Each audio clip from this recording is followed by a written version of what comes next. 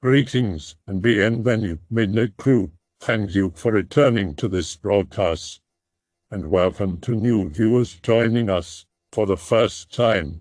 If you like a video, then feel free to subscribe. When I was a bit younger, my cousins and relatives used to tell me stories about our family's past. My family is First Nations.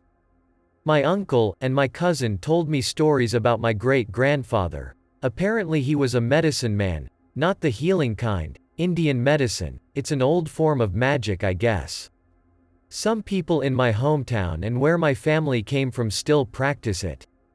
It can be used to make people ill, like hospitalized, or psychologically. Attaching the magic to an item and then getting it near somebody or by rituals.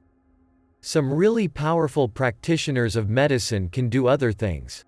My great-grandfather was said to be fairly powerful. He had a sort of shack where I was told that he has all sorts of animal pelts and heads that he would hang from the ceiling. He would apparently stay in the shack all day sometimes. He wouldn't come out at all and nobody was supposed to go in when he was in there. My aunt told me that her grandmother told her to go and get her grandfather once. He was in the shack.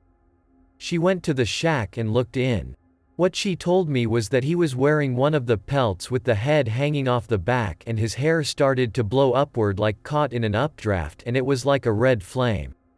She said that his bones started to move around and he got on all fours. She shut the door and ran away. Never going in the shack again. A lot of my relatives, but always from my mother's side of the family, and some strangers have seen what they believe is a ghost at my grandparents' house. Grandfather was in his bedroom, laying in bed but not sleeping. He sees my mother in the bedroom and asks her something, but gets surprised when she doesn't answer anything. He gets his glasses and when he puts them on, he sees what he described as a pale skinny girl with a long white dress and black hair. Kinda looked like Mom at first sight, but it wasn't her.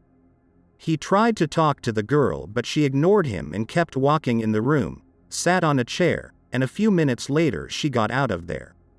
Grandfather asked my grandmother if he saw someone in the house, or if Mom was already back from school, but it wasn't the case.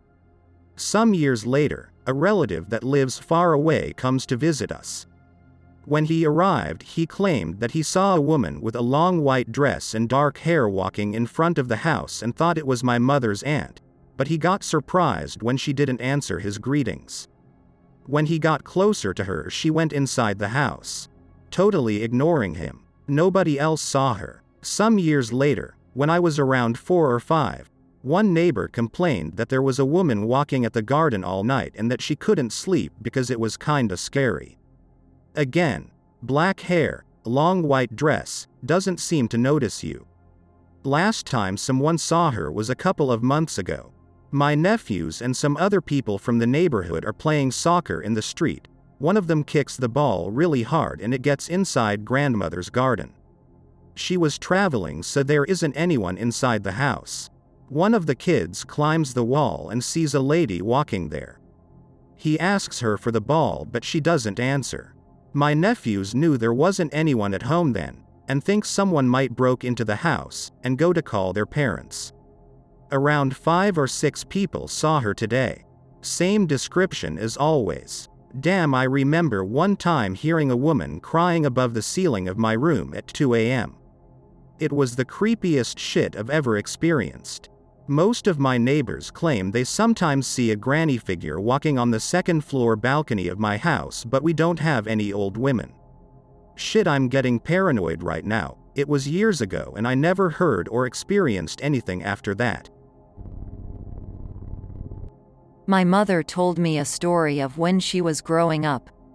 She said before she was born her parents had a son. Somehow he passed away. She didn't know the cause of death. But my grandparents loved him so much that they never got over his death. His room was kept, and everybody just thought of it as an unused guest room. Every day at every meal my grandparents would light a candle while always including an extra plate set aside. For years nobody knew why. Growing up with it, my mother, Aunts and uncles never questioned it, because it was already normal when they were old enough to speak. Anyways, all the kids would always hear sounds from that room similar to rattling, things moving around, and pretty much like someone lives there. No one really paid attention to the sounds, and they were left unquestioned. Skipping to a time when my mother was a teenager. My grandparents decided to buy a house in a different part of the country, and their neighbors decided to throw a going-away party for the family, pretty much a custom there. During the party, different neighbors started asking about the older brother, because they wanted to say goodbye to him before they left. Her parents produced the eldest son, but everyone was confused. They wanted to see the son that would always smile and wave at them from the empty room's window. The one that would stay behind when my mother's family went on vacation. A few days later, my mother's family moved to their new home, and her parents took everything from the old house with them, including the casket that was under the floorboards of the empty room. I have a couple, for whatever they're worth. Back in the 40s, some relatives of mine heard that Billy had been killed hit by a train at a certain crossroads. Later that afternoon, he walked into the house, and they looked at him like he was a ghost. He was fine, and it was apparently just a rumor. A week later, he was run over by a train, at the exact same crossroad, at the exact same time of day. Another one. My great-grandfather died when I was a kid, but I remember him well. Lived on a street outside of town called Gandy Lane. Even when I was a kid, it was a pretty dark spot with only one streetlight. Anyway, one night he was waiting at the end of that street for his wife to pick him up for some reason. He claimed someone was walking behind him in the dark. When he finally got to the end where the streetlight was, he said the person that behind him walked into the light didn't have a head. The house my dad grew up in was supposedly haunted. The house went back to the 1880s, I think. They would hear scratching at the windows with no trees were around. They saw shadows of people walking back and forth, heard whispers and voices and inexplicable noises, doorknobs turning with nobody around. My mom, my brother-in-law, and both of my sisters have all seen shadow people in my house. One time my BL was sleeping in the living room when, he claims, there was a solid, black shadow thing was floating on the ceiling above him. He jumped up and ran into another room, and said the shadow zoomed through that room and up the stairs. My mother was asleep once and saw a shadow person wearing a hat. So my dad has this story. We're from southeastern Kentucky, so it's very rural and we're usually a few years behind on any type of development. This was especially hard on the mentally ill in the 70s and 80s since they were just starting to provide help for those people in the more developed places. About a mile or two up the highway, there was this guy who was late 20s, early 30s but mentally around 9. He used to just walk down the highway until he reached the mouth of the creek, then he'd turn around and walk back. When Dad would be out mowing the hill or putting mole poison out, eldest son Probs, he would occasionally come into the yard and talk to him. Usually saying stuff like, "Ever had a rat get your pecker?" Or, "Never eat raw beans hurt your tummy." Apparently, he got mad about something when he was younger and pulled his sister through a window by her hair. The mother, whose husband I guess died early in a mine, got freaked out and locked him in a cage in the cellar for a few years, till the county came and made her let him out. I guess that's where the rat got his pecker. Also, my grandfather was teaching school at the time of the hurricane mine explosion, which had the biggest explosion of any mine disaster. Given how poor the county is, they didn't have a place to put the bodies, so they laid them out at the gym and let school out early. Grandpa got suckered into helping with body identification. He said the bodies were burned too bad to tell anything.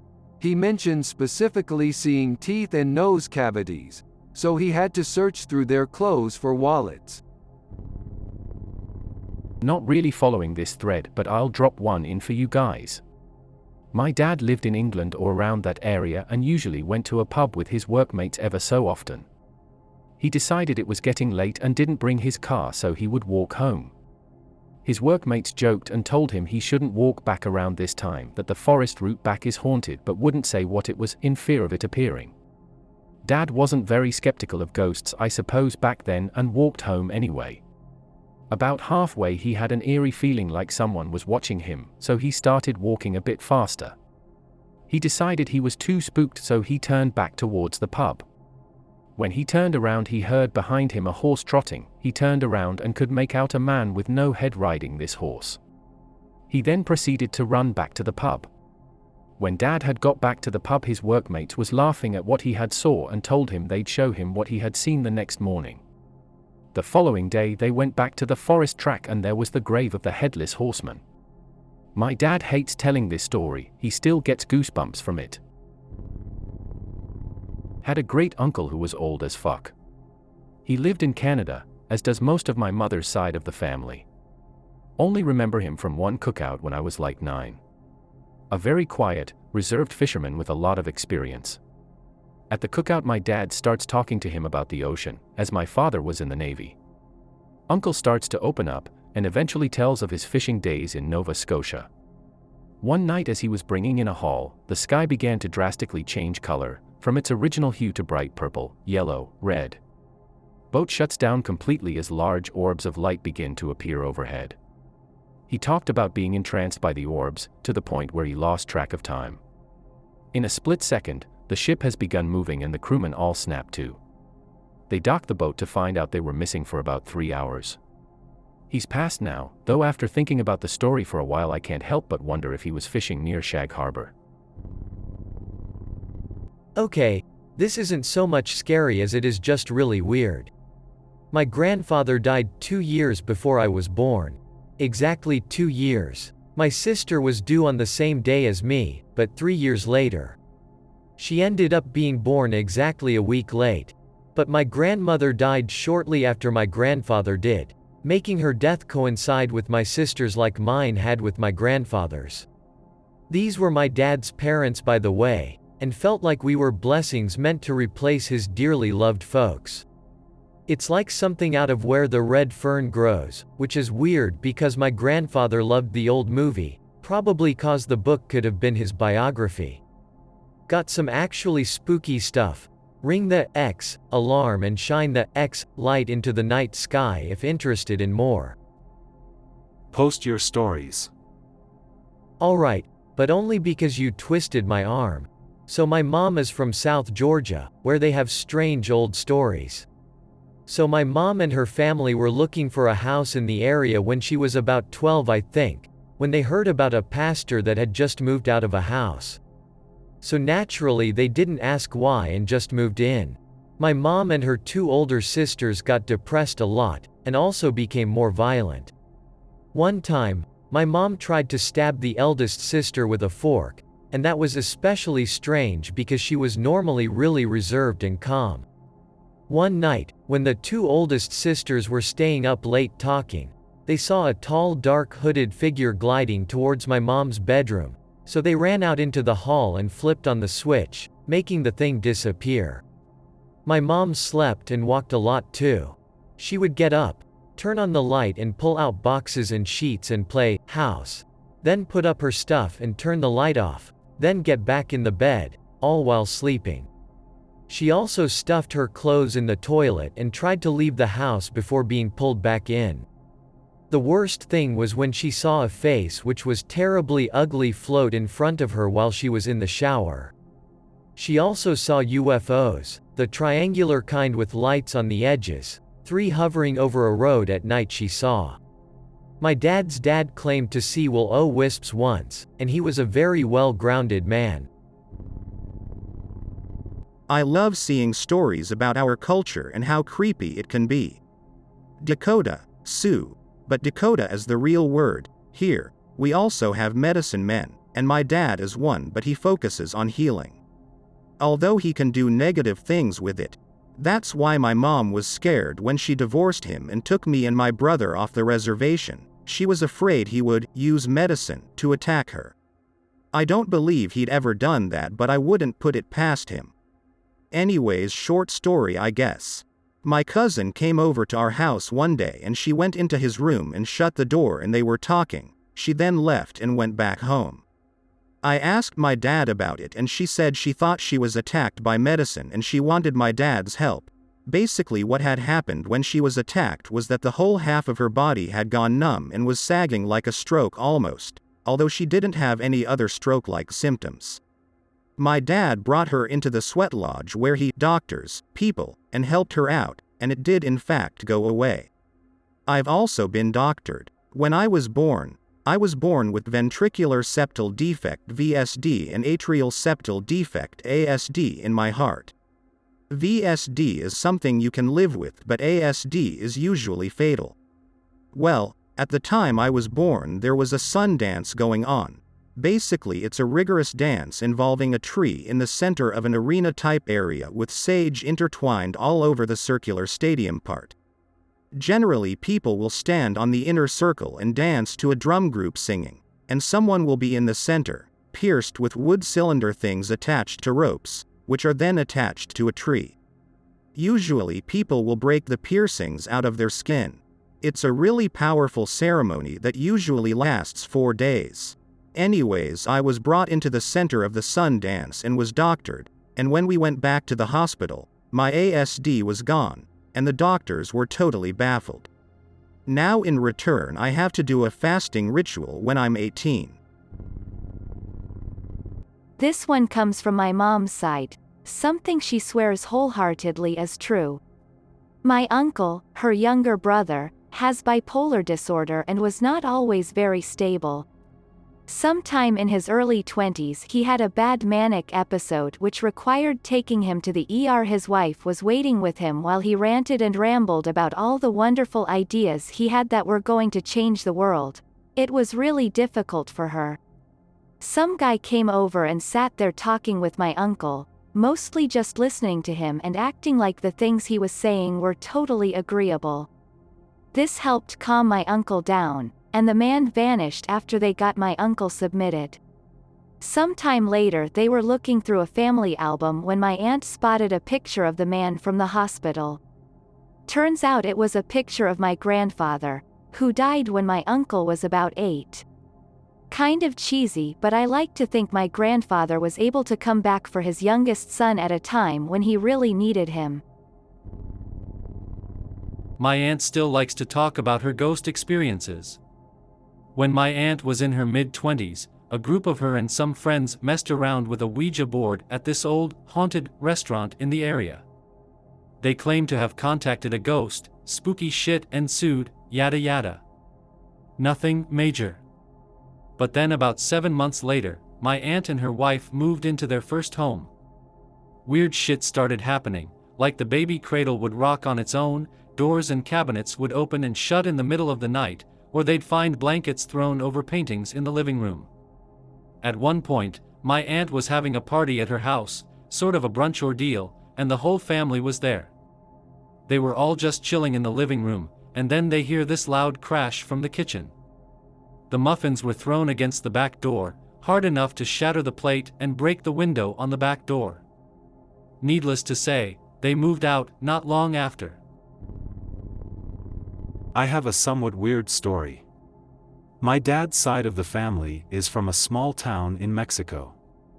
My grandpa was old even when my dad was a kid, and apparently he got tumors, my grandpa.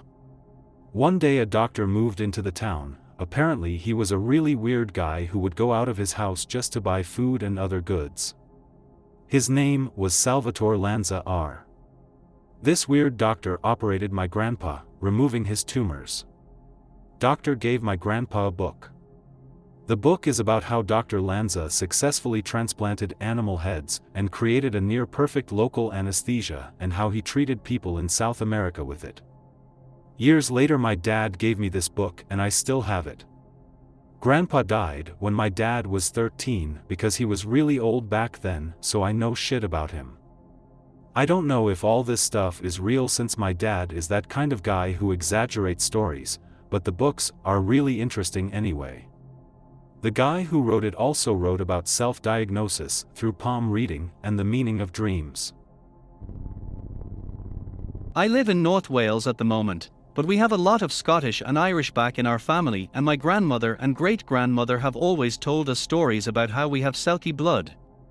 Most of the people in our extended family have about 3 or 4 kids, and in every batch there is always one girl with black eyes and blue hair.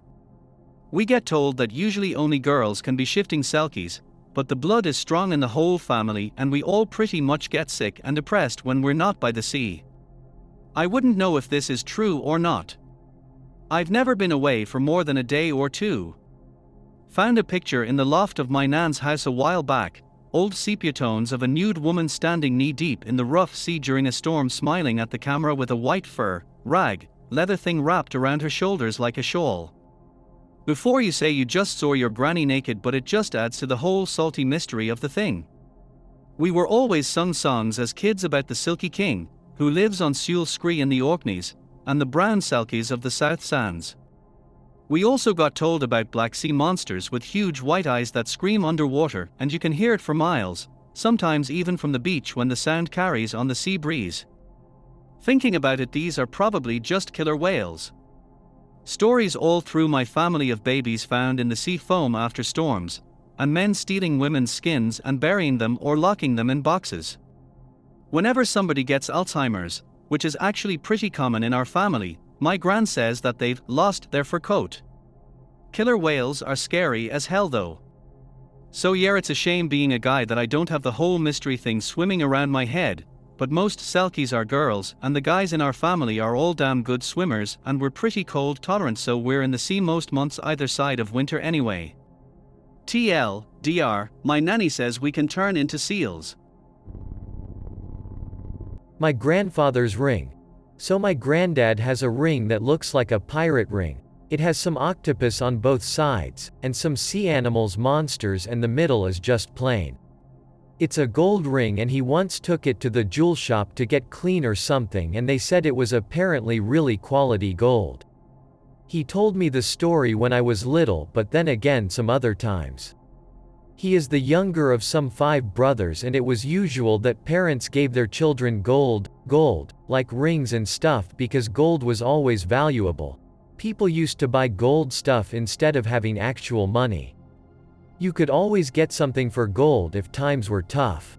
And his father had given all the older brothers gold stuff except to my granddad, that was the younger. So one day he gives him this ring and he tells how he came to get it. He found it on the land they have in their town while plowing the land. The story goes that his brother, my grandfather's uncle, dreamed about a pot of gold that was inside a wall in the barn of this land, and he dreamed about it 3 times. And then he actually went there and got the pot at night, sleepwalking, and that this ring fell from the pot and was laying around the land for years. My granddad says that his uncle at a time bought a lot of things and lands, apparently to some surprise of the people around him. To explain the pot in the wall, the guess is that someone hid it there, because at the time of the French invasion, the French basically went through this land and stole, assaulted, and murdered a lot of people. So many people hid everything they had. If this person died and told no one of the hiding spot, then the gold would still be there. He has a couple more stories about the ring, like him losing it while working on the farm and everyone looking for it for a day and then finding it and stuff like that. Some viewers may find the following video disturbing. Viewer discretion is advised. Another story, I guess. This one happened to me. I might be insane or disturbed, but still. I was hanging out with this guy. He married some woman because he felt that she needed help. She was this really angry woman who had it out for pretty much everyone. How he convinced her to marry him is beyond me. Why he asked her to marry him is beyond human understanding. Anyway, after a while he told me they divorced, after he thought she was possessed by a spirit. He was really religious and such. Sometimes I would be walking around the house and I would see this really interesting thing. It was dressed incredibly well, like an extravagant, wide-brim hat with an electric blue feather that would look like it was aflame sometimes. A mask that looked like the top half of a skull, with a lovely coat. I would talk to it and it would stare at me. Told the guy about it and he told me I shouldn't talk to spirits. Whatever. Still talk to it, and sometimes it would look at stuff out walk around the house. Sometimes it would stand right behind my friend and just sort of loom over him. Sometimes I'd feel something brush up against my back and I'd get a chill. I wasn't afraid at all, just irked sometimes. It didn't seem malevolent or anything. One night I was sitting beside the wood stove, my friend was asleep and I kept feeling wrong. Like I would blank out minutes of time and then wake up with a snap wondering what I was doing. This happened a few times then when I snapped back after several times I had a blade in front of me. I grabbed the blade and felt like I wasn't really in control. I was trying to let go of the blade, but it wouldn't leave my hand. It was put up against my face and pushed into my skin, and my hand started dragging it down my forehead and cheek. I started crying and was trying to stop myself, but I just could drop that damn blade. It was dragged across my face from my cheek over my nose and across the other cheek and down the other side of my face. After a while I blanked out again and woke up with lines cut all over my arms, neck and chest. Blood beading on the cuts. I had a weird dream that night too. I talked to that spirit with the wide-brimmed hat. The feather was a blue flame and its eyes were glowing blue. I asked it if it was what did this to me and it shook its head and pointed. When I looked I saw a humanoid figure all black, but the black started to crack away and fall off. Underneath was the same blue as the spirit's flames and eyes. I turned around and still saw the human-shaped figure, but now that spirit was standing beside it. The spirit touched the figure and the rest of the darkness cracked away and fell off. The spirit appeared in front of me after that and placed its hand on my chest, and then I woke up. Everyone asked what happened to me because I was all cut up. I made up the stupidest story. Said I fell face first into a rose bush when I was walking around in the woods. My mother has always been a mumbo-jumbo magic lady. I often joke with her saying she practices gray magic, because she does healing and spirit dabbling. She's an intensely spiritual person with a routine meditation and spirit communication every morning before anyone else is up. To my knowledge, it's all true. Some of the things she's told me. She was possessed once while performing an exorcism on the beach. Sand, substitute for salt, and water are purifying components to this ritual. She saw me and my sister playing in a historical building said to be owned by witches, in Pungo, before we were born. She saw all my cousins before they were born and kept a piece of paper with their names on it as she would interact with them. All the names were correct.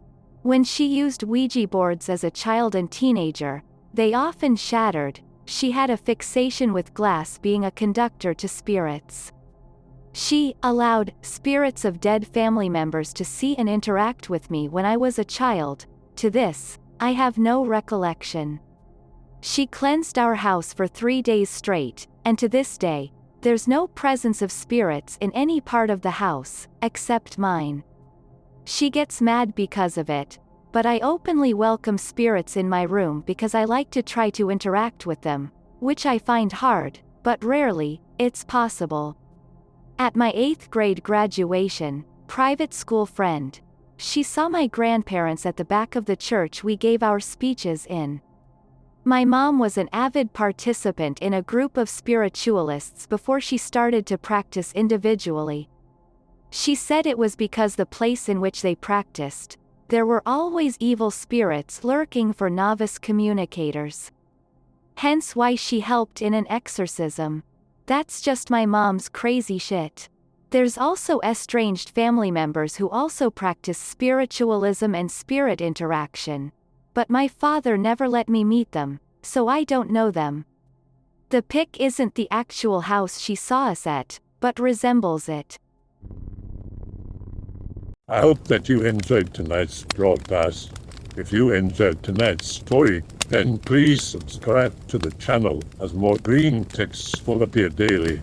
A new broadcast will appear when the clock strikes midnight Central Time.